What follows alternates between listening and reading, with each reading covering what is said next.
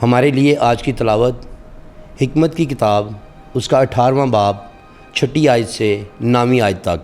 और इस रात की हमारे बाप दादा को पहले ख़बर दी गई थी ताकि इनकी रूहें ताज़ा हों और वो यकीन से जान लें कि कैसी कस्मों पर उन्होंने भरोसा किया। यूँ तेरी उम्मत को रास्तकारों की रहाई और दुश्मनों की हलाकत नसीब हुई, क्योंकि जो सज़ा तूने हमारे दुश्मनों पर भेजी उसी से तूने हमें अपने पास बुलाया और हमें इज़्ज़त बख्शी। क्योंकि नेकोकारों के मुक़द्दस फ़र्जंद खुफिया तौर पर कुर्बानी गुज़राते और मुत्तफ़िक होकर अल्लाही कानून के मुताबिक अमल करते थे कि मुक़द्दसीन दुख और सुख में बराबर शरीक हों।